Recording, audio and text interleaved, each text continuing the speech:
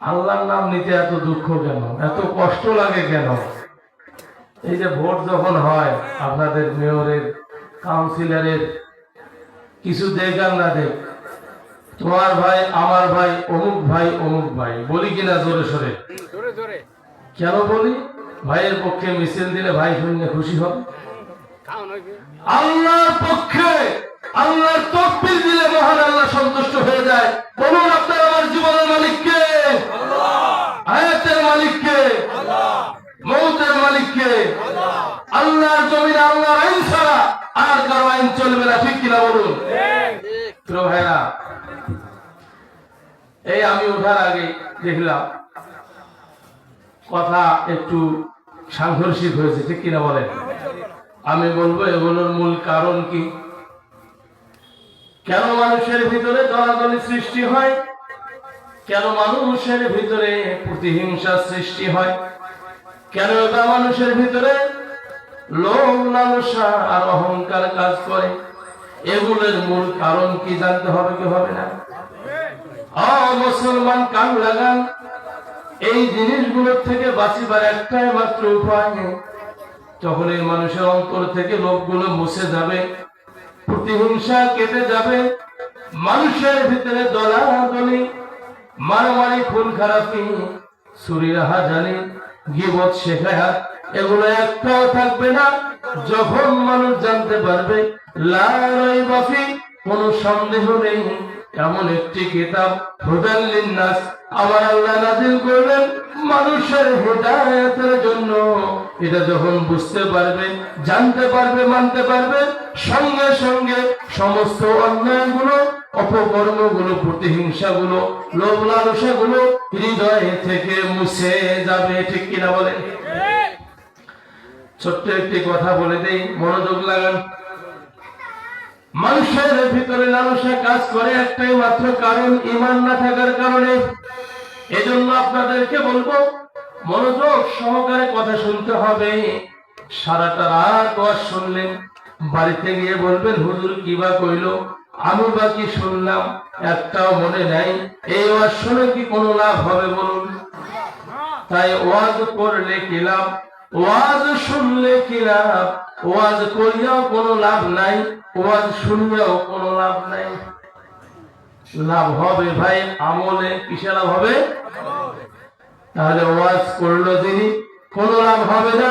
ওয়াজ যিনি শুনলো, তারও কোনো লাভ হবে না।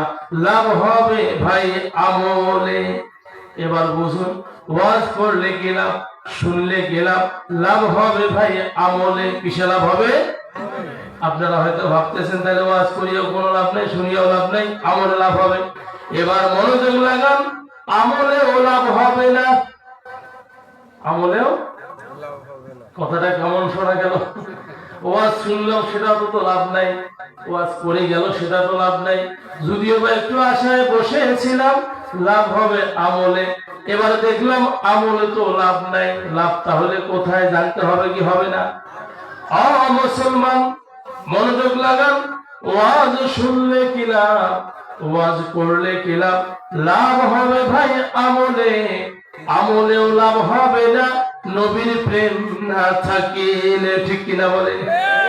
নবীর প্রেম না থাকিলে আমলে কোনো লাভ হবে? রাসূল সাল্লাল্লাহু আলাইহি সাল্লাম একদিন বৈঠকে সাহাবায়ে কিরামদেরকে নিয়ে এভাবে মজমায় বসে আছেন। নবীজি সাহাবাদেরকে বললেন, ও সাহাবারা, আমাকে কেমন ভালোবাসো? তখন সাহাবাদের মধ্য থেকে খলিফা ওমর রাদিয়াল্লাহু তাআলা আনহু, ওমর বললেন, নবীজি আমি আপনাকে এমন ভালোবাসি যে আমার সয় সম্পত্তি, মা বাবা, এমনকি যত রকমের আমার শান শওকত আছে সব থেকে আপনাকে বেশি ভালোবাসি। রাসূল বলল, ওমর হইল না, তাহলে কি করতে হবে? নবীজি বললেন, ওমর তোমার জীবনের থেকে আমাকে বেশি ভালোবাসতে হবে। ওমর বললেন, ইয়া রাসূলুল্লাহ, আমি ওমর ওয়াদা করলাম আমার জীবন যতদিন থাকবে আমি আমার জীবনের থেকে আপনি রাসূলকে বেশি ভালোবাসবো। আমরা কি রাসূলকে জীবনের থেকে বেশি ভালোবাসতে চাই না? চাই কি চাই না? ওয়াজ শুনলে কি লাভ, ওয়াজ করলে কি লাভ হবে ভাই আমলে। এবার আমলেও লাভ হবে না, আমলেও লাভ হবে না নবীর প্রেম না থাকিলে। নবীর প্রেমের পাগল এক বান্দার কথা আপনাদেরকে জানা দেই। আপনার আমার রাসূল যখন নবীজির বয়স হলো 13 বছর, আব্দুল মুত্তালিব তিনি মারা গেলেন, নবীজির দাদা।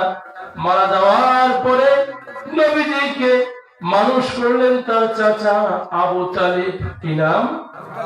একটু ওয়াজগুলো মনে রাখতে হবে, তা না হলে আমল হবে না। কি নাম? আবু তালিব নবীর চাচা। বলতেছিলাম নবীর প্রেম কারে কয়? আবু তালিব বাবা মারা যাওয়ার পরে এতিম নবীকে মানুষ করা শুরু করে দিলেন। এবার কয়েক বছর যাওয়ার পরে দেখলেন আবু তালিব ব্যবসা করতেন, ব্যবসাগুলো বন্ধ রেখেছেন। আর তো সংসার চলে না, ইনকামের দরকার আছে। এবার ব্যবসার উদ্দেশ্যে আবু তালিব ৭০ জন লোকের একটি কাফেলা তৈরি করলেন। আর এই কাফেলার মধ্যে রাসূলকে রেখে যাইতে চাইলেন। নবীজি বারবার জিজ্ঞেস করলেন, চাচা কোথায় যান গো চাচা? তখন বলল, ভাতিজা আমি যাব সিরিয়ার পথে ব্যবসার উদ্দেশ্যে। বলে, চাচা আমাকে নিয়ে যান। বলে, না বাবা তোমাকে নিয়ে যাব না। বলে, চাচা নিয়ে যান। যখন কয়েকবার বলল, সাথে কাফেলার লোকগুলো বলল, যেহেতু মুহাম্মদ যেতে চাচ্ছেন সেহেতু তাকে সাথে করে নিয়ে যাও।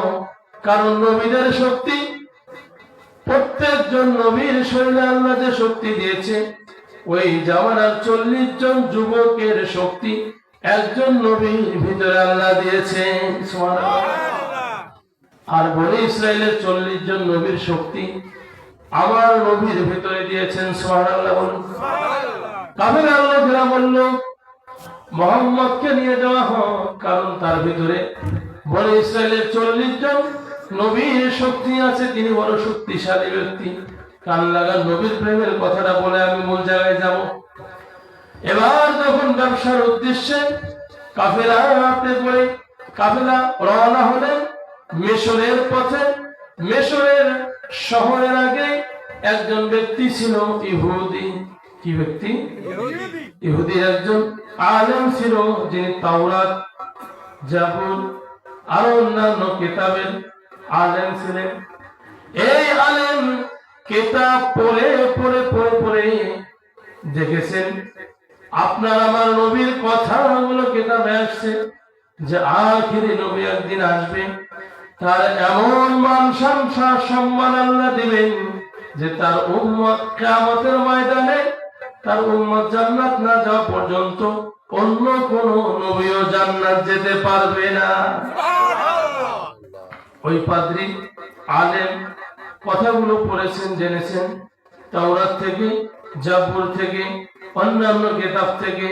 পড়ার পরে তার হৃদয়ের মধ্যে ভালোবাসা জন্মিল, আমি যদি বেঁচে থাকি আর যদি ওই নবীর দেখা পাই, সর্বপ্রথম আমি তার কাছে মুসলমান হয়ে যাব। এবার নবীর প্রেম হৃদয়ে যাচ্ছে। কোথায় যাচ্ছে? হৃদয়ে নবীর প্রেম যাচ্ছে। এই প্রেমের টানে ওই আল্লাহর বান্দা ইহুদি পাদ্রী আলেম ওই দিন থেকে শুরু করে প্রতিদিন মেহমানদারি করায়। সিরিয়ার পথে যে কাফেলা চলে যায়, ওই কাফেলা তো মাঝখানে ঘাটি, ওখানে থামতে হয়। ওখানে যখন থামে ওই ইহুদি পাদ্রী ওই আলেম তাকে ডাক দিয়ে বলে, ও কাফেলার লোকেরা, আমার বাড়িতে 2 বেলা মেহমানদারি খাওয়াবো। কবেলা? 2 বেলা। যখন যাবে তখন, এবার ফিরে আসার পথে মোটে 2 বেলা। শুধুমাত্র রাসূলকে খুঁজতে গিয়ে একদিন 2 দিন নয়, দিনের পর দিন, মাসের পর মাস, বছরের পর বছর, এভাবে 25 বছর জীবনের কেটে গেল শুধুমাত্র রাসূলকে খুঁজতে গিয়ে। সুবহানাল্লাহ। এবার 25 বছর পার হয়ে গেল পাদ্রীর মেহমানদারির ঘটনা। প্রতিদিন মেহমানদারি করে কার আশায়? রাসূলকে পাবে বলে এই আশায় মেহমানদারি করায়। কবে জানি ভাগ্যে লেগে যায় আপনার আমার রাসূলের দেখা হয়ে যায়, এই প্রেম নিয়ে মেহমানদারি করায়। 25 বছর পরে এই যে সিরিয়ার পথে যে কাফেলা যাচ্ছে ব্যবসার উদ্দেশ্যে, কাফেলা সিরিয়ার শহরে একটু আগে ওই পাদ্রী যেখানে বাড়ি করেছে ওর সামনে কাফেলাটি দাঁড় করা আছে। কাফেলা যখন দাঁড় করাইলো, দাঁড় হওয়ার পরে ইহুদি পাদ্রী তাকিয়ে দেখে প্রতিদিন এলাকায় আজ আমার মেহমান খানায় কিছু মেহমান আসতেছে, এই মেহমানদের মেহমানদারি করাবো। হৃদয়ে কার ভালোবাসা নিয়ে মেহমানদারি করে? রাসূলের কার ভালোবাসা?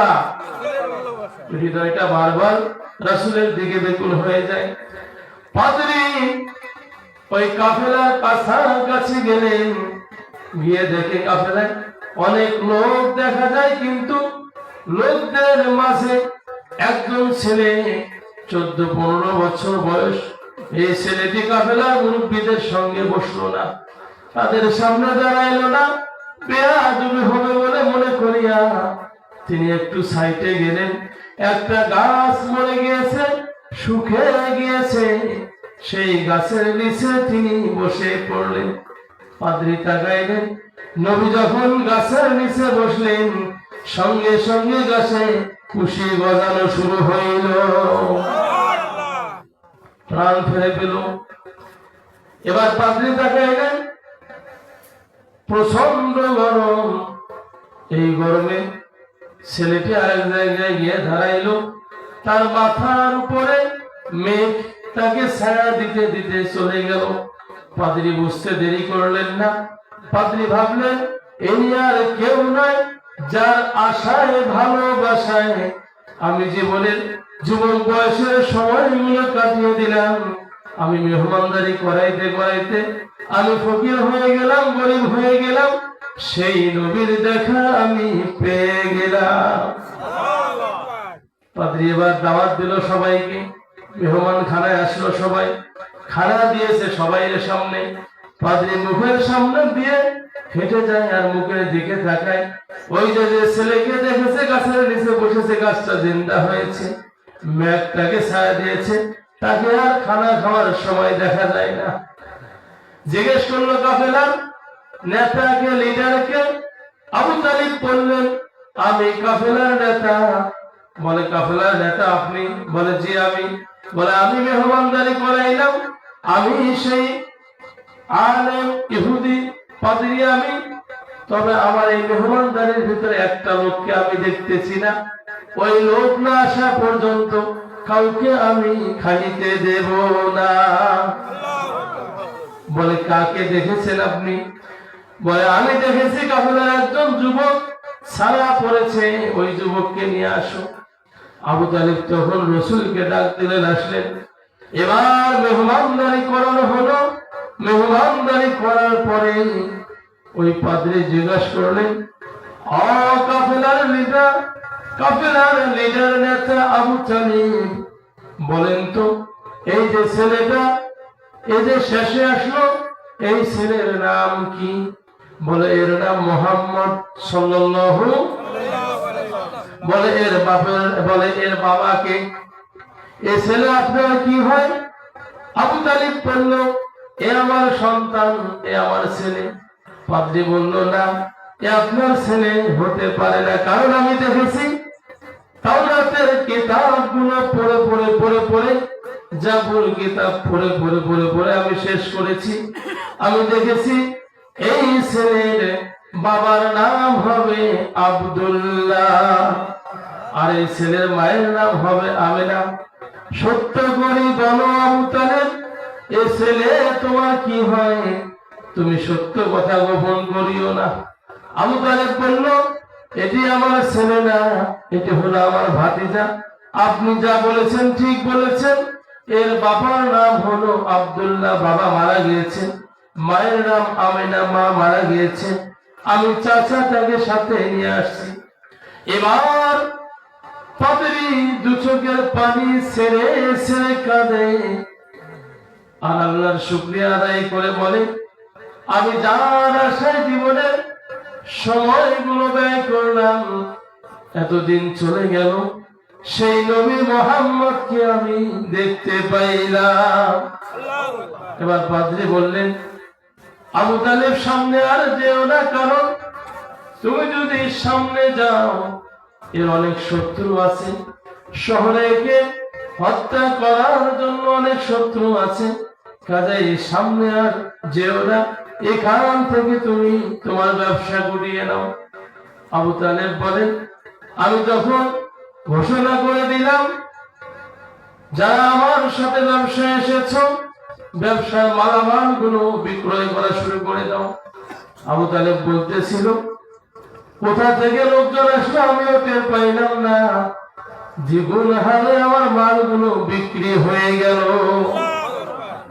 এবার মাল বিক্রি করে আমি বাড়ির দিকে আসতেছি, ওই পাদ্রী রাসূলের দিকে তাকায়, যত দূর পর্যন্ত দেখা যায় তত দূর পর্যন্ত দেখে আর কাঁদে আর বলে, ও আখিরে নবী, আপনি যদি আমার জীবন দশায় নবুয়ত পান, তবে আমার ইচ্ছা ছিল সর্বপ্রথম আপনার হাতে হাত দিয়ে আমি মুসলমান হয়ে যাব। প্রিয় ভাইরা, বলুন তো, ওয়াজ শুনিয়ে কোনো লাভ আছে? ওয়াজ করিয়ে কোনো লাভ আছে? লাভ হবে ভাই আমলে, আমলের লাভ হবে না নবীর প্রেম না থাকিলে। এবার মনোযোগ লাগান, আপনার আমার জীবনের মালিক কে? আল্লাহ কেন সৃষ্টি করলো? অনেকে বলি, মা বোনেরা বেশি করে ঝগড়া লাগলে বলে যে আল্লাহ আর কামে পারলে মুখে বাসে থুইছে, মাগের পায় না, মরণকে হয় না, বলে কি বলে না? এবার কিছু মানুষ বলে যে দুনিয়ার পাশে থাকিয়ে কোনো লাভ নাই, বলে কি বলে না? আবার কিছু মানুষ বলে আমি দুনিয়ার পাশে থেকে কি বালা হলো, আল্লাহ কেন বানাইলো, কেন ফির মরণ দেয়, এত কষ্ট ভালো লাগে না, বলে কি বলে না? মনোযোগ লাগানোর সমাধান কোথায়? আমার আল্লাহ জানান সূরাতুজ জারিয়াত 27 নম্বর পারা 2 নম্বর পৃষ্ঠা 56 নম্বর আয়াতে বলেন, ওয়ামা খালাকাতুল জিন্না ওয়াল ইনসা ইল্লা লিয়াবুদুন। আমার আল্লাহ বলেন, আমি দুনিয়াতে দুইটা জাতি সৃষ্টি করলাম। কয়টা জাতি? প্রথম জাতি হলো ওমা খালাকাতুল জিন্না, জিন জাতি। কি জাতি? এখানে যারা আছেন, এখানে কি জিন আছেন? জিনেরা বসে আছেন না মানুষ? দ্বিতীয় জাতি হলো মানুষ জাতি, ইনসান। কোন জাতি? এবার আমরা মানুষ জাতিকে নিয়ে আলোচনা করব। যেহেতু আমাদের সামনে কোনো জিন নাই, সেহেতু জিনদের চ্যাপ্টারটা বাতিল করে দিলাম, মানবের চ্যাপ্টারটা সামনে নিয়ে আসলাম। মানবের জন্য আমার আল্লাহ বলেন, আমি সৃষ্টি করলাম এই জন্য ইল্লা লিয়াবুদুন, তোমরা আমার ইবাদত করবে। সুবহানাল্লাহ। তাহলে আমাদের কেন সৃষ্টি করেছেন? ইবাদতের জন্য। কেন সৃষ্টি করেছেন? কথা বলেন, কেন? ক্লিয়ার হইলেন? তাহলে যারা বলে কেন সৃষ্টি করেছেন, উত্তর হলো ইবাদতের জন্য সৃষ্টি করছেন। কেমনে সৃষ্টি করলো এবার লক্ষ্য করুন। আমার আল্লাহ জানাইলেন সূরা নিসা। কোন সূরা? নিসা 4 নম্বর পারা 16 নম্বর পৃষ্ঠা প্রথম নম্বর আয়াতে প্রথম নম্বর লাইনে আল্লাহ বলেন, ইয়া আইয়ুহান নাসুত্তাকু রাব্বাকুমুল্লাযী খালাকাকুম মিন নাফসিন ওয়াহিদা। আমার আল্লাহ জানাইলেন, ইয়া আইয়ুহান নাসু, হে মানব জাতি, ইত্তাকু, ভয় করো, রাব্বাকুম, তোমাদের প্রভুকে, খালাকাকুম, তিনি সৃষ্টি করেছেন তোমাদেরকে, মিন নাফসিন ওয়াহিদা, একটি মাত্র প্রাণ হতে। কয়টা প্রাণ হতে? একটি প্রাণ হতে। একটি প্রাণকে কেমনে সৃষ্টি করলেন আমার আল্লাহ জানান। ওয়াইদ ক্বালা রাব্বুকা লিল মালাইকাতি ইন্নী জাইলুন ফিল আরদি খলিফা। সূরা বাকারা 1 নম্বর পারা 4 নম্বর পৃষ্ঠা 30 নম্বর আয়াতে আমার আল্লাহ জানান, যখন আমি ইচ্ছা করলাম ফেরেশতাদেরকে ঘোষণা করে দিলাম, জানিয়ে দিলাম, ওয়াইদ ক্বালা রাব্বুকা লিল মালাইকা, ও আমার ফেরেশতারা, আমি পৃথিবীতে প্রতিনিধি সৃষ্টি করব, মানুষ পাঠাবো। আল্লাহ পরামর্শ করে নাই, বরং ডিগ্লিয়ার জেনে দিয়েছেন। আল্লাহ সরাসরি বলেছেন আমি মানুষ সৃষ্টি করব। সুবহানাল্লাহ বলুন। এবার ফেরেশতারা বললেন রব্বুল আলামিন, ওগো আল্লাহ, আপনি মানুষ সৃষ্টি করবেন, এই মানুষগুলো দুনিয়ায় গিয়ে দাঙ্গা হাঙ্গামা করবে, ঝগড়াঝাটি করবে, ফিতনা ফাসাদ করবে, মারামারি করবে, খুন খারাপি করবে, ছিনতাই করবে, এগুলোকে সৃষ্টি করবেন, এই কাজগুলো করবে। বলুন তো সেই কাজ হচ্ছে কি হচ্ছে না? আমার আল্লাহ জানাইলেন ইন্নী আ'লামু মা লা তা'লামুন, আমি যা জানি তোমরা তা জানো না। এবার আসতেছি যখন মানুষ সৃষ্টি করবে, আর ফেরেশতারা বলল এই কথা, তার মানে ফেরেশতারা আগে থেকে জানতো না। তারা কেমনে জানছে? জিনা আগে এই দুনিয়ায় বসবাস করেছেন। আমরা আসার 2000 বছর আগে এই জিন জাতি ছিল, তারা ইবাদত বন্দেগী করেছে। যখনই তারা ফিতনা ফাসাদ করেছে, মহান আল্লাহ তাদের ধ্বংস করে দিয়েছে। বিধায় ফেরেশতারা ওগুলো দেখে সাক্ষী হয়েছে। এই যে মাহফিলের প্যান্ডেল, এই মাহফিল যে আজকে হবে, আপনারা আগে থেকে জানেন কি জানেন না? কেমনে জানলেন? মাইকিং হয়েছে, পোস্টার লাগানো হয়েছে, সামিয়ানা লাগানো হয়েছে, এগুলো ডেকোরেশন করা হয়েছে। তখন আপনারা ধারণা করেছেন ওখানে একটা মাহফিল হবে, ঠিক কিনা বলেন? সুতরাং ফেরেশতারা ধারণা তখন করেছে, জিন জাতি যখন এই দুনিয়ায় ছিল, তারা যখন দাঙ্গা হাঙ্গামা সৃষ্টি করেছে, ফিতনা ফাসাদ করেছে, এগুলো দেখে ওই আইডিয়া আল্লাহকে বলেছে। আবার আল্লাহ বললেন আমি আদর করে মানুষ বানাবো, আর এই মানুষ যদি আমার কাছে ক্ষমা চায়, আমি আল্লাহ ক্ষমা করে দিয়ে জান্নাত প্রবেশ করাবো। এবার লক্ষ্য করুন কেমনে বানাইলো। আবার আল্লাহ যখন মানুষ বানানোর ইচ্ছা করলেন, 4 জন বড় বড় ফেরেশতা এদেরকে ডাক দিয়ে বললেন, সর্বপ্রথম ফেরেশতা জিবরাইলকে ডাক দিয়ে বললেন, ও জিবরাইল, আমি মানুষ বানাবো, মাটি নিয়ে আসো। এবার জিবরাইল মাটি আনার জন্য আল্লাহর হুকুমে মক্কাতুল মুকাররমা মদিনাতুল মুনাওয়ারার মধ্যবর্তী স্থানে গিয়ে মাটিতে যখন হাত দিবে, এই মাটি তখন সঙ্গে সঙ্গে ভয়ে প্রকম্পিত হইলেন, কান্নাকাটি শুরু করলেন, মাটি আওয়াজ দেওয়া শুরু করলেন। আর মাটি বললেন, আমাকে দিয়েন না আল্লাহর ফেরেশতা, আমার দ্বারা মানব তৈরি হবে, এই মানবগুলো যখন জাহান্নামে যাবে, এই শাস্তি আমি সহ্য করতে পারবো না। কাঁদতেছিল মাটি। মাটির কান্না শুনে ফেরেশতা গিয়ে আল্লাহকে বলল, ও রব্বুল আলামিন, আপনার সৃষ্টি মাটি তো কাঁদে, আমি কেমনে তাকে নেই? আল্লাহ বললেন, কোথায় আছো? আমার ফেরেশতা মিকাইল, চলে যাও, মাটি নিয়ে আসো। এবার মিকাইল যখন চলে গেলেন, মাটিতে হাত দিবেন, এমন তো অবস্থার মধ্যে মাটি পূর্বের ন্যায় আবার কাকুতি মিনতি করলেন। দেখে দেখেন, কাকুতি মিনতি করলেন। যখন কাকুতি মিনতি করলেন, আবার মাটি আনতে পারলেন না। তৃতীয়তে গেলেন ইসরাফিল ফেরেশতা, অনুরূপ তিনি একই কথা শুনলেন। আবার আল্লাহ জানাইলেন, আজরাইল, কোথায় আছো আমার ফেরেশতা? দেরি করিও না, তুমি মাটি নিয়ে আসো। আজরাইল যখন মাটি আনতে গেলেন, মাটিতে হাত দিলেন, হাত দিয়ে যখন মাটি উঠাইলেন, মাটি কান্নাকাটি শুরু করলো। তখন আজরাইল বললেন, ও মাটি আল্লাহ সৃষ্টি, আবার আল্লাহ তোমাকেও বানিয়েছে, আমাকেও বানিয়েছে, সুতরাং আমি আল্লাহর কথাই শুনবো। এ বলে মাটি নিলেন। আজরাইল এত বড় দেহ বিশিষ্ট ফেরেশতা ছিলেন, যার মাটির এক মুষ্টি মাটির ওজন ছিল 40 মণ। কত মণ? আমার আল্লাহ বললেন, আজরাইল, যেহেতু মাটি তোমাকে কাকুতি মিনতি করেছে, তোমার সামনে কেঁদেছে, তবুও তোমার মনটা নরম হয় নাই।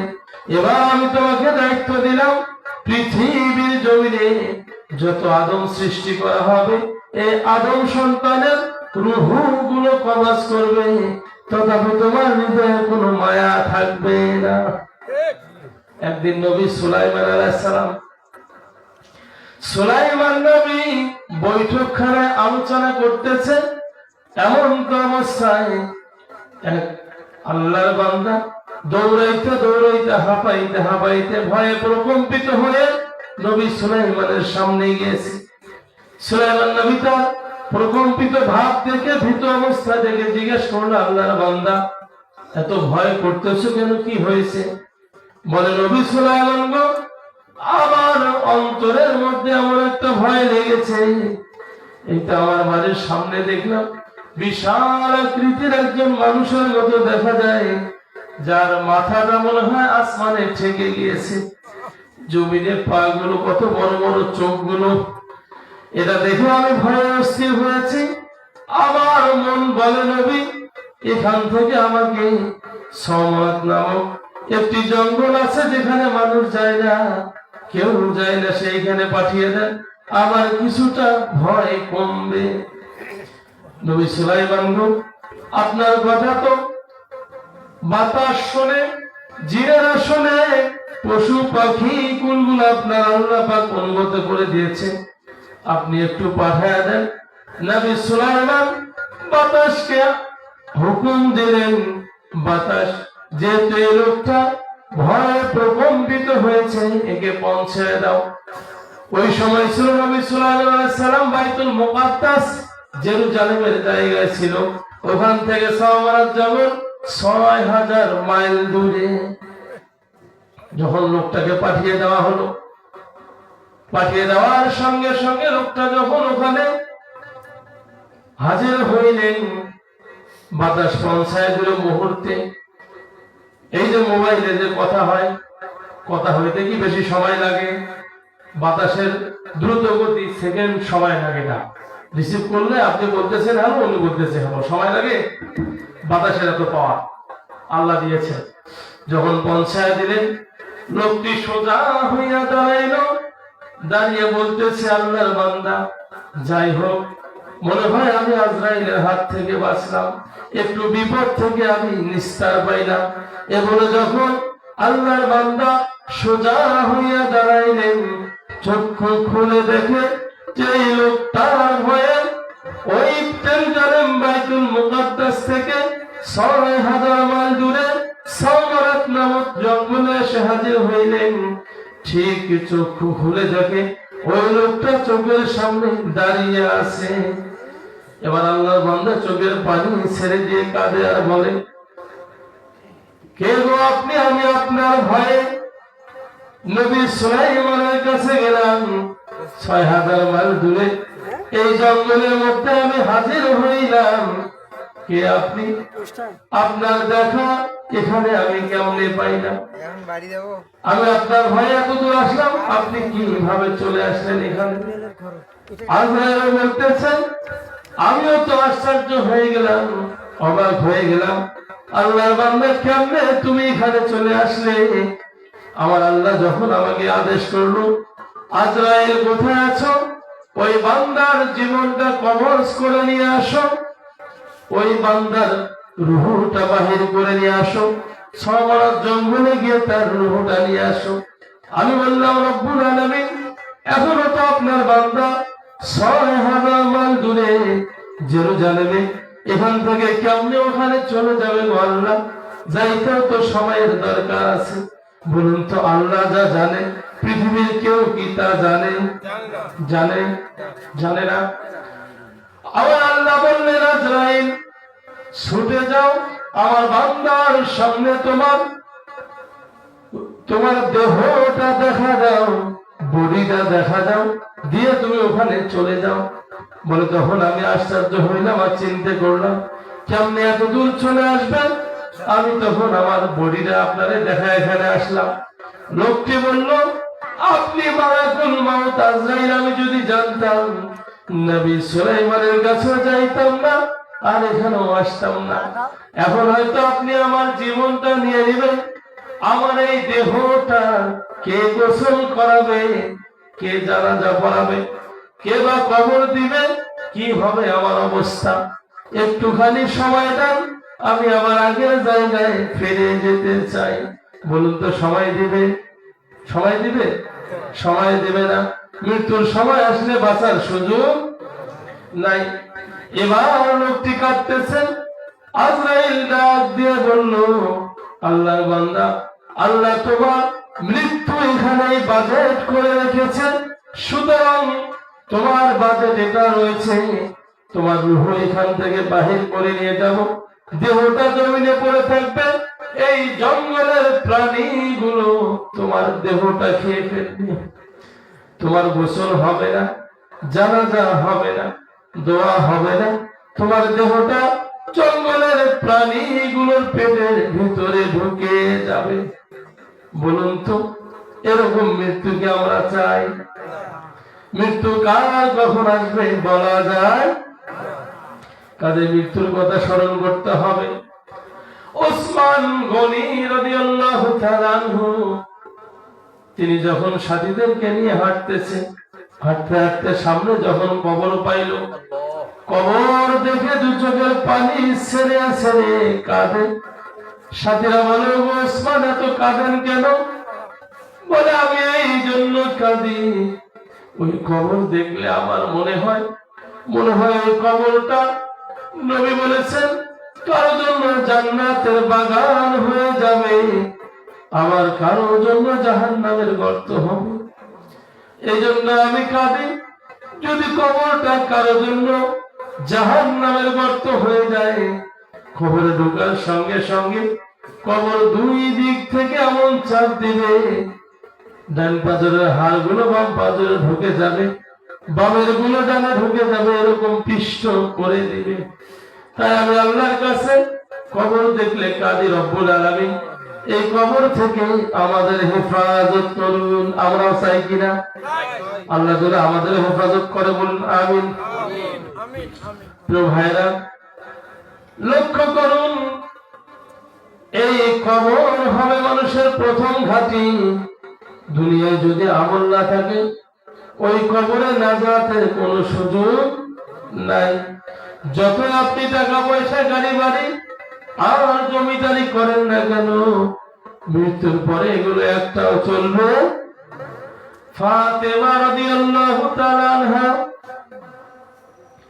তেনাকে যখন কবরস্থ করা হয়, ওই সময় যিনি কবরে নেমেছিল তিনি বলেছিল, কবর, তোমার ভিতরে যাকে রাখতেছি ইনি দুনিয়ার সাধারণ কোন মানুষ না, ইনি হলো ইমাম হাসান হুসাইনের মা, ইনি হলেন হযরত আলীর স্ত্রী, ইনি হলেন আখিরি পয়গম্বর নবী মুহাম্মদ সাল্লাল্লাহু আলাইহি ওয়াসাল্লামের কলিজার টুকরা কন্যা। কাজে কবর, খবরদার বেয়াদবি করিও না, বেয়াদবি করিও না। কবর থেকে আওয়াজ এসেছে, আমি হাসান হুসাইনের মা বুঝি না, আমি আলীর স্ত্রী বুঝি না, আমি নবীর কন্যা মেয়ে বুঝি না, আমি বুঝি আমল। যারা আমার কাছে আমল নিয়ে আসবে তারাই আমার আযাব থেকে নাজাত পাবে। কাজে ভাইরা লক্ষ্য করুন, দুনিয়ার টাকা পয়সা, ধন দৌলত আর জমিদারি, এগুলো মৃত্যুর পরে একটাও কাজে লাগবে না, ঠিক কিনা বলেন? কাজে জীবন থাকা সত্ত্বেও সমস্ত দাম্ভিকতা, অহংকার, লোভ লালসা সব ছেড়ে দিয়ে কবরের কথা ভাবতে হবে।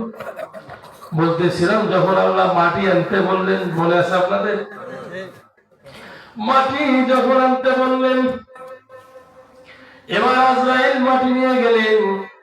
আমার আল্লাহ মাটিটা 40 বছর বৃষ্টি দিয়ে ভিজায়া দিলেন।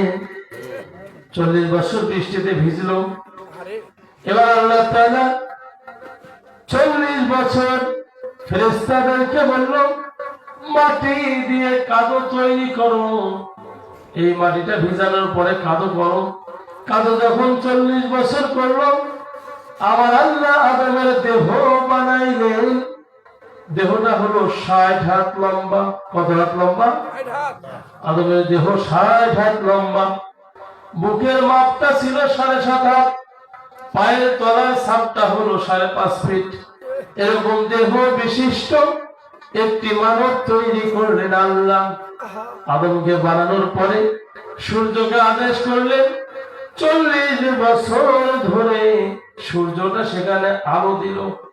তাহলে প্রথম 40 বছর হলো বৃষ্টির পানি দিয়ে মাটিটা ভিজে গেল, পরের 40 বছর ভিজা মাটিটা কাদা হয়ে গেল, মানব হইল। এবার সূর্যের আলো 40 বছর ধরে শুকিয়ে দিল। শুকানোর পরে আমার আল্লাহ তাআলা এবার আদমকে দেখার জন্য অনেক ফেরেশতা যায়, তারা আলোচনা করে আল্লাহ কি বানাইলো। ইবলিস শয়তান আদমের বডির কাছে গিয়ে বিশাল লম্বা 60 হাত, বুকের মাপ 7.5 হাত, পায়ের মাপ 5.5 ফিট, এই দেহর কাছে গিয়ে এভাবে শব্দ করে মাটির হাড়ের মতন এই টন টন করে বাজে, মাটির হাড় টোকাইলে বাজে না। এবার শয়তান কয় কি বানাইলো আল্লাহ। শয়তানের কাজ হলো সব সময় মানুষের ভুল বাইর করা, ঠিক কিনা বলেন? ওখানেও ভুল বাইর করতে গেছে। আমার আল্লাহ তাআলা আদমকে বানানোর পরে এবার আদমের রূহ ঢুকায় দিবে। সর্বপ্রথম যখন আদমের রূহ ঢুকায় দেয়, আদমের রূহ এই যে মাথার তালু, তালু ছেড়ে এটা নাম কি? তালু। কথা বলেন না, এটা নাম কি? বাচ্চাদের গরম তালু তেল দেয় না? আমার আল্লাহ তাআলা আদমের তালু দিয়ে রূহ ঢুকায় দিলেন। তালুটা অল টাইম এরকম এরকম করে না? আদমের তালু দিয়ে রূহ ঢুকায় দিল। প্রথমবার ঢুকায় দিল, রূহ আর থাকে না, বাহির হয়ে যায়। দ্বিতীয়বার ঢুকায় দিল, আবার বাহির হয়ে যায়। আবার আল্লাহ জিজ্ঞেস করলো, আদমের রূহ বডিতে কেন থাকো না? কি সমস্যা তোমার? বলে রব্বুল আলামিন, আদমের খাসা বড় অন্ধকার, সেখানে থাকতে আমার ভালো লাগে না। আমার আল্লাহ তাআলা নূরে মুহাম্মদ সাল্লাল্লাহু আলাইহি সাল্লাম, আপনার আমার নবী আখিরে নবী মুহাম্মদুর রাসূলুল্লাহ সাল্লাল্লাহু আলাইহি সাল্লাম, নবীজির নামটি তারকা বানিয়ে নবীজির নূরের তারকা আল্লাহর আরশের ডান পাশে রেখে দিয়েছেন। আমার আল্লাহ নূরে মুহাম্মদ সাল্লাল্লাহু আলাইহি সাল্লামের নূরের তারকাটা আদমের কপাল ঘষে সেখানে লাগায় দিল। এবার রূহ ঢুকায় দিল, রূহ আর বাহির হয় না। আল্লাহ বললেন, রূহ এবার কেন বাহির হও না? বলে রব্বুল আলামিন, আমি আর বাহির হব না। আদমের বডির ভিতরে এত আলোয় আলোকিত হয়েছে। কাজে ভাইরা, আল্লাহ বানানোর পরে আদমকে বানাইলো দুনিয়ায়। কোথায় বানিয়েছে? বানানোর পরে আদম আলাইহিস সালামের দেহটা, এই কায়াটা, বডিটা জান্নাতে, সেখানে ফেরেশতাদেরকে বলল, আমার আদমকে জান্নাতে নিয়ে যাও। জান্নাতে নিয়ে যাওয়া হলো। জান্নাতের ভিতরে আদম একটা ঘুম দিল। ওই ঘুম থেকে যখন উঠলো, একটা হাসি দিল। কি দিল? হাসি। হাসি দেওয়ার সঙ্গে একগুলো সিংহনের মতো বেড়ায়, সিংহনও কিন্তু না। এই জিনিস দিয়ে ঈসা নবীর মা মরিয়মের স্বামী আল্লাহ তৈরি করেছেন। সুবহানাল্লাহ। এই ঘটনায় পরে আসতেছি, মনে রাখবেন কথাটা, স্মরণ করে দিবেন। যখন হাসি দিল, হাসি দেওয়ার সঙ্গে সঙ্গে ডান দিকে তাকিয়ে দেখে একজন সুন্দরী রমণী মহিলা দেখা যায়। ফেরেশতারা বলল, আল্লাহর বান্দা আদম, আপনি ডান দিকে তাকাচ্ছেন, মহান আল্লাহ তো আপনাকে সবে শিক্ষা দিয়েছেন, বলুন তো এই মহিলাটার নাম কি? আমার আল্লাহ শিক্ষা দিয়েছেন। আদম বলল, এর নাম হলো হাওয়া। কি নাম? হাওয়া। বলে, হাওয়াকে তৈরি করা হয়েছে নবী আদম আলাইহিস সালামের বাম পাজরের হাড় দিয়ে। আমাদের বাম পাথরের হাত কিন্তু কয়েকটা থাকে, এর মধ্যে উপরের হাতটা হলো বেশি বাঁকা। এই বাঁকা হাত দিয়ে যখন মা হাওয়াকে তৈরি করলেন, আমার আল্লাহ বললেন, আমি একটি মাত্র মিন নাফসি ওয়াহিদা, একটি মাত্র প্রাণ সৃষ্টি করেছিলাম আদম, তা থেকে তার স্ত্রী হাওয়াকে তৈরি করলাম। এবার যখন হাওয়াকে তৈরি করেছেন, হাওয়াকে দেখতে আছে আদম নবী। আমার আল্লাহ বললেন, আদম, আমি তোমাদের বিবাহ পড়ায়া দেই, যেহেতু তুমি হাওয়াকে দেখতেছো। এই বিবাহ পড়ার উদ্দেশ্য হলো, আমার আল্লাহ বলেন, অবস্থামিনহুমা রিজালান কাসীরা ওয়া নিসা, আমি বিবাহ দেওয়ার পরে পরস্পর স্বামী স্ত্রী হয়ে যাবে, এদের মাধ্যমে বংশ বিস্তার হবে। অবস্থামিনহুমা রিজালান কাসীরা ওয়া নিসা, অগণিত অসংখ্য নারী পুরুষ আমি সৃষ্টি করব। তাহলে আমরা আসছি আদম হাওয়া থেকে। মা হাওয়ার সঙ্গে যখন বিবাহ হয়ে গেল, আমার আল্লাহ তাআলা কোরআনুল কারীমে সূরা বাকারা 1 নম্বর পারা 5 নম্বর পৃষ্ঠা 35 নম্বর আয়াতে বলেন, অকুল্লা ইয়া আদামু উসকুন আনতা ওয়া যাওজুকাল জান্নাতা অকুলা মিনহা রাগাদান হাইথু শি'তুমা ওয়া লা তাকরাবা হাযিহিশ শাজারা ফাতাকুনা মিনাল যালিমিন।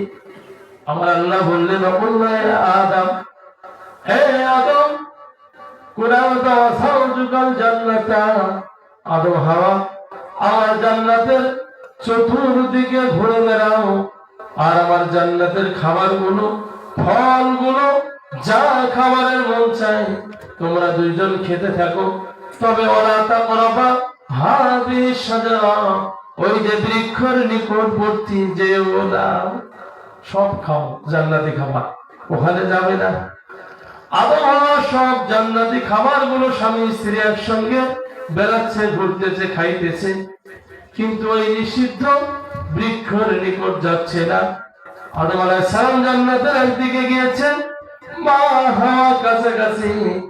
শয়তান এবার জান্নাতের জানালার পাশে গিয়ে উকি মেরে দেখে আর ডাক দিয়ে বলে, ও মা হাওয়া, এদিকে আসো, আমি তোমার হিতাকাঙ্ক্ষী। বলুন তো, শয়তান মিথ্যা বললো না সত্য বললো? কি বললো? তার মানে যারা বললো মিথ্যা বলছে, এরা আওয়াজ শুনতেছে, আর যারা মুখ বন্ধ করে আছেন তারা কিন্তু গুরুত্ব নাই। বলেন এবার শয়তান মিথ্যা বলছে না সত্য বলছে? কথা বলে। তাহলে মানুষ রূপী শয়তান গুলো মিথ্যা বলে না সত্য বলে? নবী আমার জানিয়ে দেন, সমস্ত পাপের মূল হলো মিথ্যা বলা। এটা বলা যাবে? যাবে না। এবার যখন ওই ইবলিস জান্নাতের জানালা দিয়ে ডাক দেয়, ও মা হাওয়া, এদিকে আসো, আমি তোমার হিতাকাঙ্ক্ষী। মা হাওয়া বুঝতে পারলেন না, শয়তানের ধোঁকায় পড়িয়া গেলেন, কাছাকাছি গেলেন, ভাবলেন মুরব্বী মানুষ কিছু একটা বলবে, শুনি। বলে, মা, ওই গাছের ফলের রস খাইতে কেন নিষেধ করেছে আল্লাহ? যদি তোমরা খাও তাহলে আজীবন জান্নাতে থাকবে, আর যদি না খাও আল্লাহ একটা দুনিয়া বানাইছে, সেখানে পাঠিয়ে দিবে। বলুন তো, শয়তান ভুল বলছে না মিথ্যা বলছে? সঠিক বলছে না বেঠিক বলছে? বেঠিক বলছে, মিথ্যা বলছে। মা হাওয়া শয়তানের চক্রে পড়িয়া ওই যে গাছের ফলের রস খাইলো। আমাদের মা বোনেরা ডিজিটাল নব্য শয়তানের চক্রে পড়ে সন্তান স্বামীকে ছেড়ে পরপুরুষের হাত ধরে বাড়িয়ে যায়, ঠিক কিনা? মা বোনেরা কান লাগান, শয়তান কেমন শয়তানি করে। আপনাদের অবস্থা কি হইল? এবার যখন ফলের রস খাইতে গেল, বাবা আদম দৌড়াইতে দৌড়াইতে হাওয়ার নিকট আসলো। আসিয়া বলল, হাওয়া, কি হয়েছে? বলে, খান আপনি, আপনি একটু খান। যখন আদম নবী খাবে, সঙ্গে সঙ্গে বলল, হাওয়া, এটা কোথায় পাইছো? বলে, ওই ফলের রস বলে এটা তো খাওয়া যাবে না, এই জায়গায় টিপে ধরে বমি করে ঢেলে দিয়েছে। তাই আমাদের বাবার চিহ্ন আছে না নাই? আদমের চিহ্ন আছে না নাই? এবার যখন খেয়ে ফেললো, খাওয়ার সঙ্গে সঙ্গে মা হাওয়ার মুখের কাপড় উড়ে যায়, খুলে যায় জান্নাতি পোশাক। এবার মা হাওয়ার হাতের কাপড় গুলো খুলে যায়, মাথার কাপড় খুলে যায়, পায়ের টাকনুর নিচের কাপড় গুলো খুলে যায়। এই জন্য উযুতে 4টি ফরজ আল্লাহ দিয়েছে। এবার যখন বিবস্ত্র হয়ে গেল, উলঙ্গ হয়ে গেল, আদম হাওয়া কাঁদে আর জান্নাতে দৌড়ায় আর বলে, ও জান্নাতের গাছ, আমাদের একটা পাতা দাও, আমরা ইজ্জত ঢাকি। গাছগুলো বড় বড় ছিল, কেউ আর কথা শোনে না, দুজনেই কাঁদে আর বলে আমরা ভুল করেছি। ক্বালা রাব্বানা যালামনা আনফুসানা ওয়া ইল্লাম তাগফির লানা ওয়া তারহামনা লানাকুনান্না মিনাল খাসিরিন। ও রব্বুল আলামিন, আমরা আদম হাওয়া ভুল করেছি, আপনি যদি মাফ না করেন, ক্ষমা না করেন, আমরা ক্ষতিগ্রস্ত হয়ে যাব, আপনি আমাদের মাফ করিয়া দেন। বলুন তো আমরা মাফ চাবো কার কাছে? ক্ষমা চাবো কার কাছে? নাজাত দিবেন কে? আমার আল্লাহর দয়া হইল, আল্লাহ ফেরেশতাকে ডাক দিয়ে বলল, জিবরাইল কোথায় আছো? যাও রে জিবরাইল, দ্রুত গতিতে যাও, জান্নাতি গাছের 5টা পাতা হাওয়াকে দিয়ে দাও আর 3টা পাতা আদমকে দিয়ে দাও।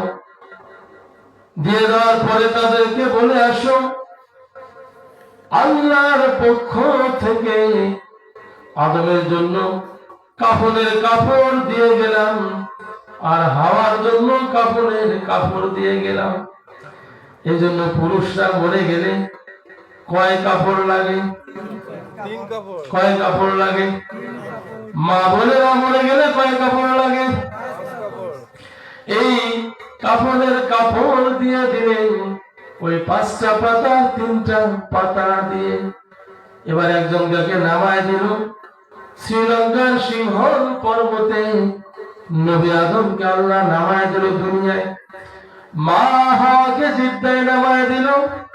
এবার মা হাওয়া বাবা আদম দুজন কাঁদে আর কাঁদে, আল্লাহর কাছে ক্ষমা চায়, কাঁদে আর বলে, রব্বানা যালামনা আনফুসানা ওয়া ইল্লাম তাগফির লানা ওয়া তারহামনা লানাকুনান্না মিনাল খাসিরিন। তারা বলে, রব্বুল আলামিন, আমরা ভুল করেছি, জুলুম করেছি আমাদের নফসের উপর, আপনি যদি মাফ না করেন, ক্ষমা না করেন, আমরা ক্ষতিগ্রস্ত হয়ে যাব। এমনে কাঁদতে কাঁদতে কাঁদতে কাঁদতে দিনের পর দিন চলে যায়।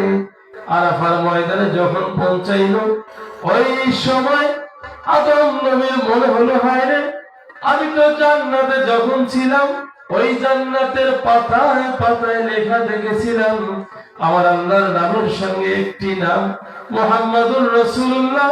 না জানি আমার আল্লাহর কোন প্রিয়জন, প্রিয় বান্দা হবে, মহান আল্লাহর কোন প্রিয় বন্ধু হবে, যার নামটি জান্নাতের গাছের পাতায় পাতায় লেখা আছে।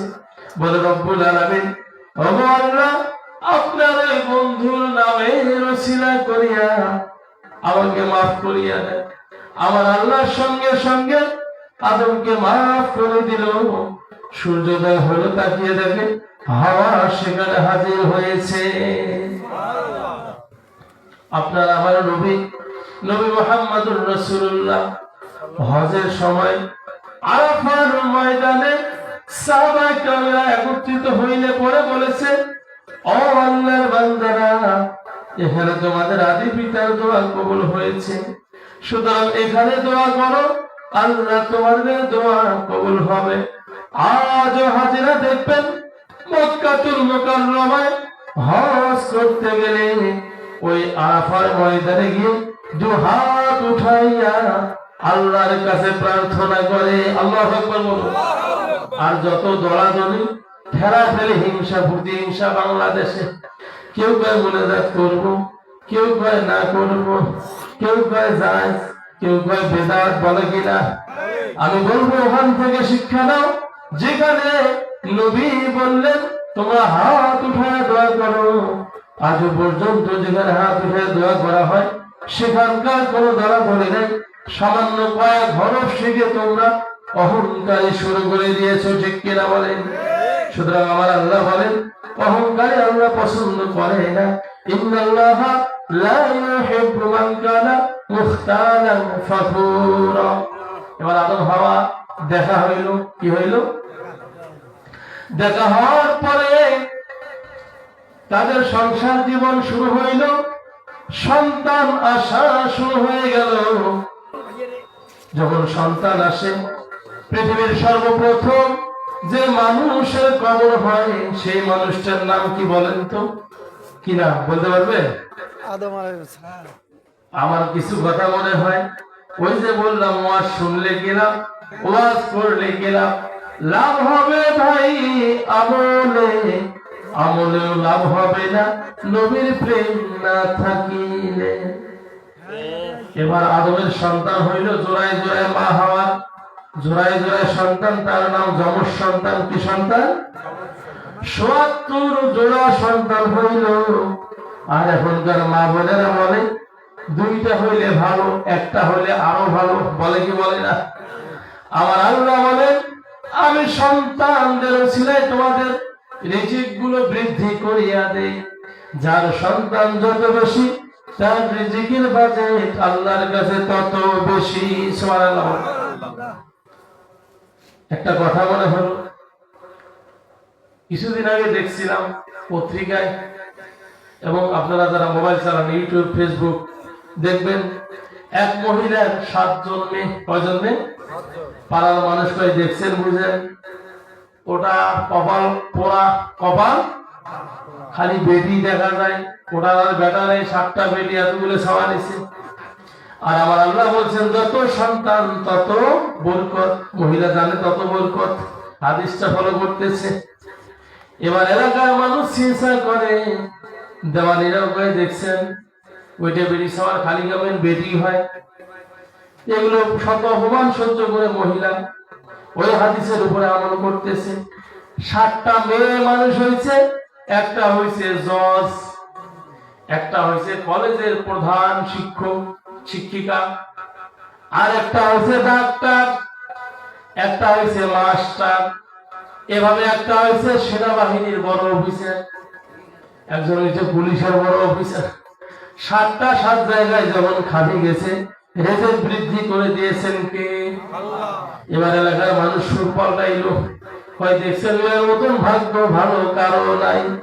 কাদের ভাইরা আমার, দুনিয়ার সমস্ত মানুষ যদি আপনাকে ভালো বলে আর আমার আল্লাহ যদি আপনাকে খারাপ বলে, তাহলে ভালো বলার মানুষগুলোর ভালো দিয়ে 1 পয়সা লাভ নাই, ঠিক কিনা বলে? আর দুনিয়ার সমস্ত মানুষ যদি খারাপ বলে আর যদি আমার আল্লাহর কাছে আপনি ভালো হয়ে যান, এই খারাপের কোনো দাম নাই, ঠিক কিনা বলে? বলতেছিলাম সন্তান যখন হইল, আদম আলাইহিস সালাম 40,000 আওলাদ রেখে মারা গিয়েছে। কত হাজার? 40,000। আপনার আমার কত হাজার আছে? ওই যে নবীর আওলাদ বলবেন বেটা একটা বেটি একটা, আর একটা নিয়ে গেছেন, তারপরে বারে বলে না না না চলবেন নাই। এলাকার বাসী কেন বউকে চলবে না? ওই আশেপাশের বলে এত ছাওয়া নিয়ে করবো কি? বলুন তো রুহু গুলো বানাইছে কে? আল্লাহ। ছাওয়া বানার কারো কোনো শক্তি আছে? পরে আমি আসতেছি সে কথায়। জোড়ায় জোড়ায় যখন সন্তান হইল, এই সন্তানদের দায়িত্ব কেমনে পালন করবে?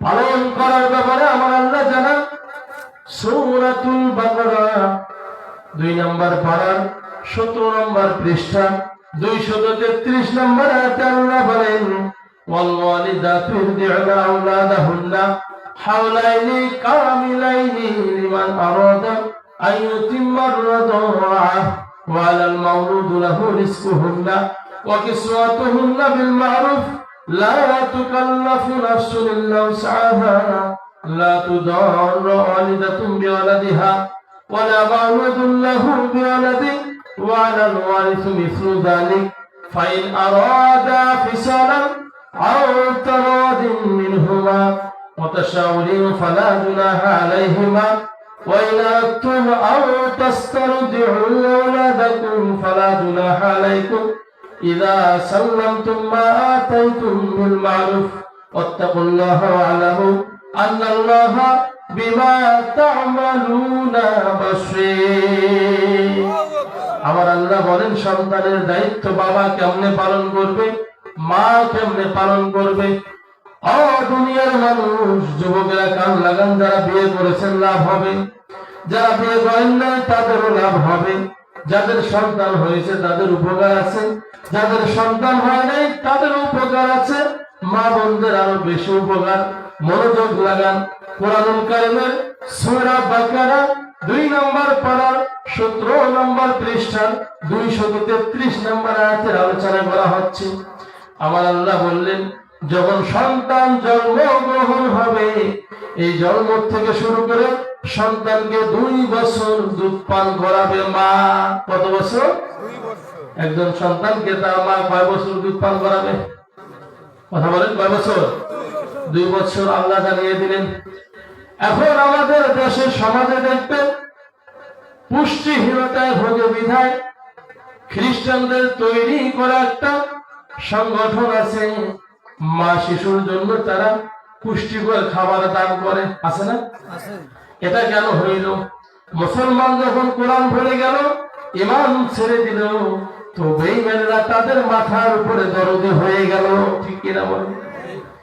এবারে দেখবেন যে সন্তান 2 বছর দুধ পান করে নাই, মা তার স্তনকে ঠিক রাখার জন্য 2 বছর দুধ পান করায় নাই সৌন্দর্যের জন্য, ওই সন্তান একটু বড় হইলে চশমা লাগে, কানা। ঠিক কিনা বলেন? চশমা ছাড়া চোখে দেখে যে সন্তানগুলো বর্তমান হচ্ছে, ভালো করে খোঁজ নিয়ে দেখবেন। আর কোরআনের কথাটা মিলাবেন। সূরা বাকারা 2 নম্বর পারা 17 নম্বর পৃষ্ঠা 233 নম্বর আয়াতে আল্লাহ বললেন, মা তার সন্তানকে 2 বছর দুধ পান করাবে। কিন্তু মায়েরা সন্তানকে ভালোবাসে ঠিক, 2 বছর দুধ পান করায় না। অনেক মা আছে তার সন্তানগুলো চোখে দেখে না, চশমা ছাড়া চলে না। ঠিক কিনা বলেন? তাদের মায়েরা খুব মনোযোগ দিয়ে কথাগুলো গ্রহণ করবেন। যখন সন্তানকে 2 বছর দুধ পান করাইছে আগের মানুষ, পূর্বে আমাদের সময় দেখেছি, আপনারা দেখেছেন, অনেক মুরব্বী আছেন, এখনো বুড়ো হয়ে গিয়েছেন, কোরআন এখনো দেখে দেখে পড়তে পারে, আছে না? চোখের পাওয়ার এখনো ঠিক আছে, কারণ মায়েরা দুধ পান করাইছে, এত কিছু জানে নাই। এখন যত জানছে তত ব্যাংলা হয়েছে।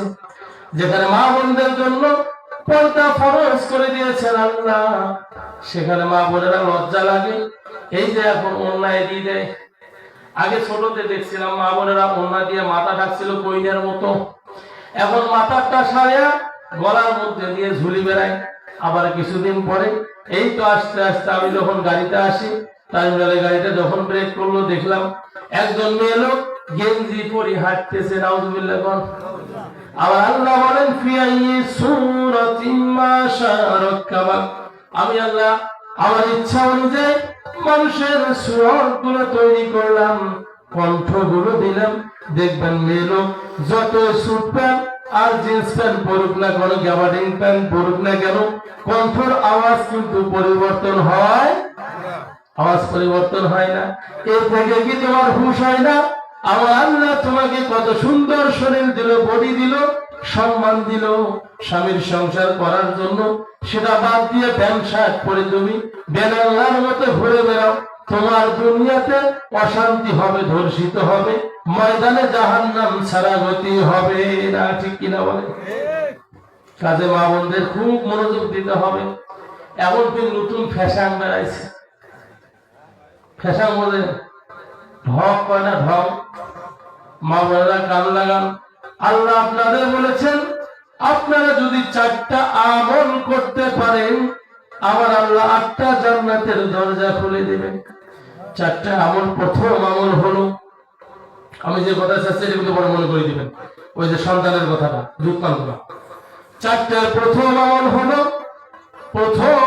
হলো আল্লাহর সাথে কাউকে শরীক করা যাবে না। দ্বিতীয় আমল হলো আল্লাহর ইবাদত করতে হবে, 5 ওয়াক্ত নামাজ পড়তে হবে, নামাজ ছাড়া যাবে না। তৃতীয় আমল হলো নামাজের পরে মহিলারা মা বাবার খেদমত। প্রথম আমল হলো আল্লাহর সাথে শরীক করা যাবে না। দ্বিতীয় হলো নামাজ পড়তে হবে। তৃতীয় হলো রমজানুল মুবারক মাসের রোজাগুলো পালন করতে হবে। চতুর্থ নম্বর হলো স্বামীর খেদমত করতে হবে। কার খেদমত করতে হবে? স্বামীর কথা শুনলে অনেক মা মন চটকি ওঠে, হ্যাঁ এটা কেমন কথা? মা বোনেরা লক্ষ্য করুন, ফিরআউনের স্ত্রী ছিল আসিয়া। ফিরআউন বলেছিল আনা রাব্বুকুমুল আ'লা, আমি তোমাদের প্রভু, আমি তোমাদের খোদা। আসিয়া কিন্তু তারাই ঘর করেছে, বলছে না মিস্টার ফিরআউন, তুমি আমার আল্লাহ হইতে পারো না, আমার সৃষ্টিকর্তা তো একজন আছে, তুমি আমার স্বামী। এ বলে যখন গোপনে ইবাদত করে, ইবাদত করতে করতে করতে করতে একদিন ফিরআউন টের পাইছে, কি ব্যাপার আছে ইবাদত করা আমাকে বাদ দিয়ে, আমি আল্লাহ দাবি করলাম না, মানি আল্লাহরে মানে, এবার আসিয়ার শাস্তি দাও। কেতাবে আসতে আসিয়াকে ধরে নিয়ে গিয়ে সর্বপ্রথম তার দলের লোকগুলো যুবকদেরকে বলেছে আমার স্ত্রীকে পিঠাও। কত বড় নিষ্ঠুর মনের মানুষ হইলে নিজের স্ত্রীর গায়ে অন্য মানুষকে লাগিয়ে দেয় হাত দেওয়ার জন্য। কত বড় খারাপ মানুষ হইলে এই কাজটা করে। এবার যখন মানল, আহত করলো, তথাপি আসিয়া বলল আমি আল্লাহকে ছাড়া তোমাকে মানি না। বলে এখনো তোমার হুঁশ হয় নেই? বলে হুঁশ হয়েছে, আমি আল্লাহ ছাড়া কাউকে মানি না। বলে কোথায় আছে আমার দলের লোক? এবার আসিয়াকে পাথর দিয়ে আঘাত করো আর মেরে ফেলো। বর্ণাকারী 2টা বর্ণনা করেছে, কেউ বলেছে গরম তেল টকবক গরম করে সেখানে আসিয়ারে ছেড়ে দিয়েছে, মাছের মতো ভেজে মেরে ফেলেছে। কেউ বলেছে পাথর দিয়ে মেরে ফেলেছে। যখন আসিয়া মরে যায়, আমার আল্লাহরে বলে রব্বুল আলামিন আমার জন্য একটি জান্নাতের ঘর তৈরি করুন। সুবহানাল্লাহ। মা বোনেরা, আপনার স্বামী কি ফিরআউনের চাইতে খারাপ? আপনি একটাবার চিন্তা করেন, 4টা আমল করলে 8টা জান্নাতের দরজা আল্লাহ খুলে দিবে। রাসূলুল্লাহ সাল্লাল্লাহু আলাইহি ওয়াসাল্লাম সাহাবারা সহ যখন একই সাথে হাঁটতেছে, হাঁটতে হাঁটতে হাঁটতে হাঁটতে ওই সময় একটা উট এসে নবীজির পা মুবারকে চুমে খাইলো। সুবহানাল্লাহ বলুন। নবীজির পায়ের মধ্যে যখন চুমো খাইলো, সাহাবারা বলল ইয়া রাসূলুল্লাহ, ইয়া হাবিবাল্লাহ, নবীজি গো, ওই যে পশুটা আপনার পায়ে কদম মুছি চুমো খাইলো, ধন্য হয়ে গেল। ও নবী, যদি আপনি আদেশ করেন আমরা আপনার পায়ের চুমো খাবো। নবী বললেন ও আল্লাহর বান্দারা, কান খুলে শোনো, যদি আল্লাহর পরে কাউকে সিজদা করার অনুমতি থাকতো, কারো পায়ে চুমো খাওয়ার অনুমতি থাকতো, আমি রাসূল বলতাম স্ত্রীরা যেন তার স্বামীর পায়ে সিজদা করে আর স্বামীর পায়ে চুমো খায়। এটা নিষেধ করে দিয়েছেন রাসূল। নিষেধ করে দিলেন কে? রাসূল। কাজেই কোন পীর পয়গম্বর ওলিয়া উলিয়া কারো পায়ে চুমো খাওয়া যাবে? যাবে? সিজদা করা যাবে? শিরক, অতি ভক্তিতে শিরক করা যাবে? লিমিটের মধ্যে ভক্তি থাকতে হবে। বড় পীর আব্দুল কাদের জিলানী রাহমাতুল্লাহ আলাইহির নাম শুনেছেন আপনারা? শুনেছি। আব্দুল কাদের জিলানী রাহমাতুল্লাহ আলাইহি, তার এক শাগরিদ দীর্ঘদিন যাবত আব্দুল কাদেরের সঙ্গে চলে। আব্দুল কাদের জিলানী রাহমাতুল্লাহ আলাইহি তিনি ছিলেন বড় পীর। তার ওই খাদেম পীর সাহেবের খাদেম যখন পীর সাহেব যুবক অবস্থায় তখন থেকে খাদেমগিরি করে। আব্দুল কাদের জিলানী রহমতুল্লাহ আলাইহি বুড়ো হয়ে গেল, খাদেম ও জুয়ান থেকে বুড়ো হইল। খাদেম একদিন বলল, ও আল্লাহর বান্দা হুজুর, আপনি তো বড় পীর, আমি একটা প্রশ্ন করতে চাইবো হুজুর। বলে, বাবা বলো, কি প্রশ্ন করবে? বলে, হুজুর, আমি সারাটা জীবন ধরে দেখলাম আপনি তাহাজ্জুদের নামাজ পড়লেন, 5 ওয়াক্ত নামাজ পড়লেন, জেকে রাজগার করলেন, মুরিদদের জন্য দোয়া করলেন, কত জায়গায় সফর করলেন, কত রকম আমল করলেন, চাষ করলেন। তবে আমার মন বলে আপনার আমল আর আল্লাহর নবীর সাহাবাদের আমলের মধ্যে পার্থক্য কি? বড় পীর আব্দুল কাদের জিলানী দু চোখের পানি ছেড়ে দিয়ে কাঁদে আর বলে, ও আল্লাহর গোলাম, আমার যে প্রশ্ন করেছো এটা তো বলা ঠিক হয় নাই, যেহেতু করেছো শুনে নাও। আমার আর তাদের মধ্যে যোগ্যতা কি, পার্থক্য কি? আমি আব্দুল কাদের জিলানীর সারাটা জীবনের আমল আর নবীজির একজন সাহাবা, নাম হলো ওয়াহাশী। কি নাম? ওয়াহাশী রাদিয়াল্লাহু তাআলা। ওয়াহাশী নবীজি যখন যুদ্ধের ময়দানে রাসূল সাল্লাল্লাহু আলাইহি ওয়াসাল্লামের চাচা হামজা, নবীজির চাচা হামজা বুকটা ফেরে কলিজাটা বাহির করে ওয়াহাশী সাবিয়া ছিল, তখন ইসলাম গ্রহণ করেন নাই।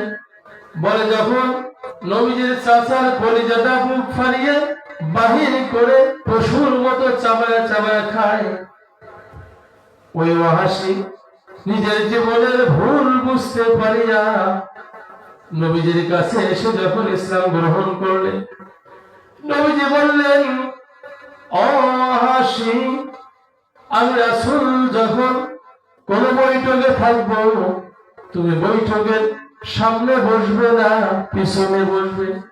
কারণ তুমি যখন সামনে বসবে আমি তোমাকে ক্ষমা করে দিয়েছি ওয়াহাশী, তবে আমার চাচার কথাগুলো মনে পড়ে যায়।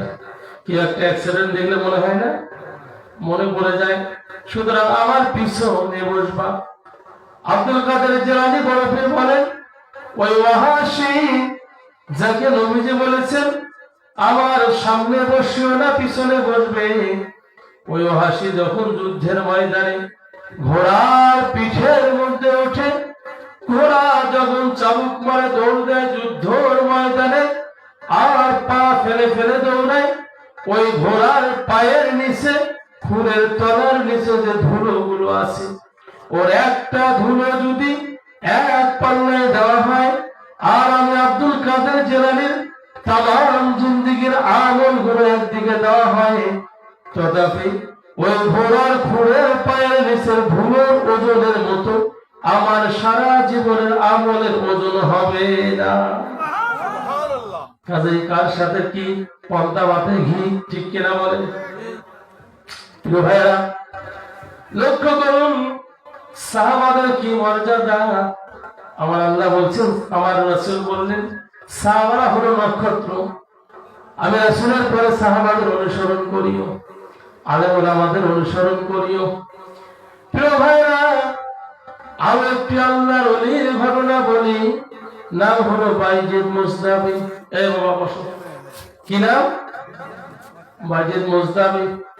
বাইজিদ মুস্তাবি রহমতুল্লাহি আলাইহি, তিনি একদিন জঙ্গলের ভিতর দিয়ে হেঁটে যায়, যাইতে যাইতে যাইতে যাইতে যাইতে যাইতে যাইতে যাইতে, আগে তো আড়াবাড়ি বাঁশবাড়ি দিয়ে ঘাটা ছিল, যখন যায় যায় যায় যায় গাইতে গাইতে বাইজিদ মুস্তাবি রহমতুল্লাহি আলাইহি সামনে গেলেন, ক্লান্ত হয়ে একটা গাছের নিচের মধ্যে দাঁড়াইলেন, দাঁড়িয়ে একটু অপেক্ষা করলেন, একটা পাখি এসে উড়ন্ত অবস্থায় বাইজিদের শরীরে পায়খানা করলো, পায়খানাটা ঘাড়ের মধ্যে পড়েছে।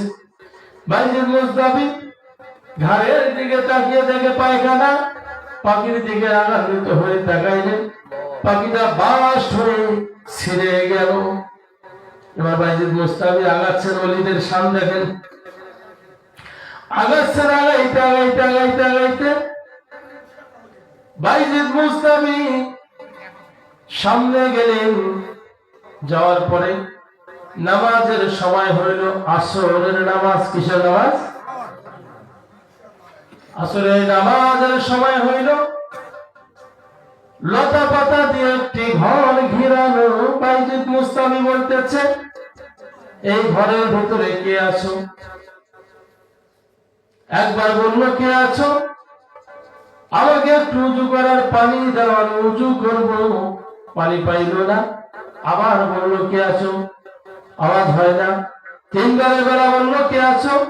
ভিতর থেকে রাবরা বসি ধমক দিয়ে বলে, বাইজিদ, এ বাইজিদ, এটা পাখি মারার জায়গা নয় রে বাইজিদ, এটা হলো আমার বাড়ি। বাইজিদ থমকে গেলেন। ঘটনা কি? সর্বনাশ, এ কেমন করে জানলো পাখি আমি মেরে ফেলছি? এবার বাইজিদ আসামি হইল। তার থেকে বরফের বেড়াইলো কি বেড়াইলো না? কেমনে জানলো? কণ্ঠটা মহিলা মানুষের। বলে, কে মা আপনি? আপনি কেমনে জানলেন পাখি মারার ঘটনা? বলে, পরে শোনো। পানি তুলে এক বদলা উজু করবে।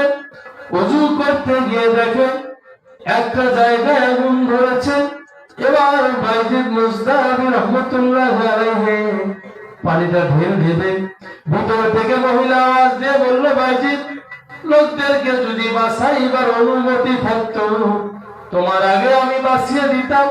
ওই লোকগুলো নাফরমান, আল্লাহ গজবে ধ্বংস করে দিবেন, সুতরাং পানি চটকার আর হবে না।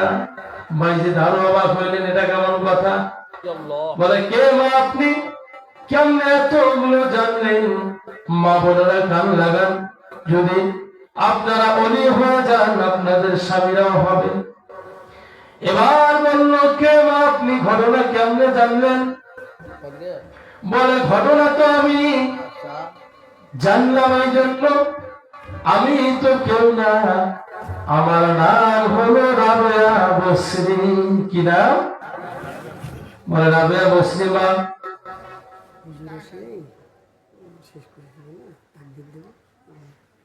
বলে, রাবেয়া বসরি মা, কেমনে আপনি এটা জানলেন?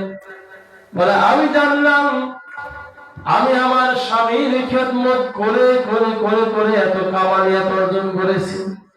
মা বোনেরা, সবচেয়ে বড় কামালিয়াত হলো স্বামীর খেদমত করা। আমি যে ঘটনাটি বললাম, এটা কোরআনেও নাই, হাদিসেও নাই। শুনতে মজা লাগলো, কিন্তু এর জন্য দায়ী আমি না, এটা একটা জীবনী। এটা কি? এটা মানা জরুরি নয়, জরুরি মানা হলো যে কথা আমি ছাড়ছি। সন্তান যখন জন্ম নেবে, বাবার দায়িত্ব হইল, মায়ের দায়িত্ব 2 বছর দুধ পান করাবে, আর বাপের দায়িত্ব হলো মায়ের ভরণ পোষণ দিবে, কাপড় চোপড় দিবে। মাঝে মাঝে মোবাইলে অফার আসে কি আসে না?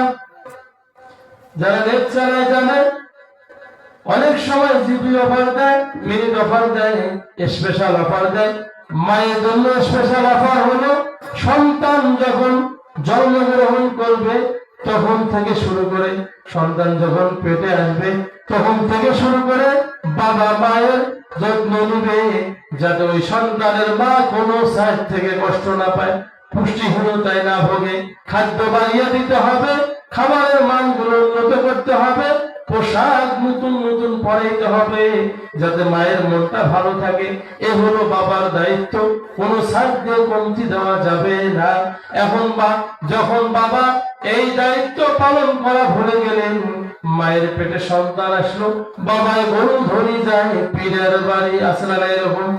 এরকম বলতে আসলে নাই? এটা কিন্তু অনেক ভালো, আলহামদুলিল্লাহ। যে জলসা আমরা আছি, আমাদের এই তরিকতের হুজুর অনেক ভালো, এরকমও আছে। প্রিয় ভাইরা, দেখবেন ওই স্ত্রীর খোঁজ খবর রাখে না, ডাংমারি করে। আল্লাহ বলছেন খাবার দিতে হবে, পুষ্টিকর ভালো খাবার। আর ওই বেসরা খাবার আনি দেয় কচু, ঘেঁসু, পটল, আলু। যখন ছাড়াটা হয় তখন কি ছাড়া জন্ম দিছিস বলে কি বলে না? এই দোষ তো মায়ের নয়, এই দোষ হলো পিতা। কারণ মায়ের দায়িত্ব দুধ পান করানো, পিতার দায়িত্ব হলো ভরণ পোষণ, দেখভাল, সম্পূর্ণ দায়িত্ব আল্লাহ দিয়েছেন পিতাকে। কাজে বলা হয়েছে বিবাহের মজলিসে বসবে, নবী বলেছেন ও যুবক, তখন তুমি বিবাহে বসবে যুবক যখন তোমার স্ত্রীকে ভরণ পোষণ দেওয়ার অ্যাবিলিটি থাকবে, তখন বিয়ের পিড়িতে বসবে। আর যখন স্ত্রীকে ভরণ পোষণ দেওয়ার কোনো অ্যাবিলিটি থাকবে না, ইনকাম করবে না, তখন তুমি রোজা থাকবে, তোমার জন্য বিবাহ হারাম। কত সুন্দর সমাধান না? এখন আমরা ডাক দেই, ওর বাপের কি আছে, ছেলের বাপের কি আছে দেখিনি, ছেলের কিন্তু দেখিনি, ছেলের কি আছে না ওটা দেখার টাইম না। নবী বললেন ছেলেকে দেখতে হবে। আমরা দেখি ছেলের বাপ হোক, বাপের কয়জনের জমি আছে, কয়তলা বাড়ি আছে, কয়টা কি আছে দেখি, তারপরে মেয়েকে দেই।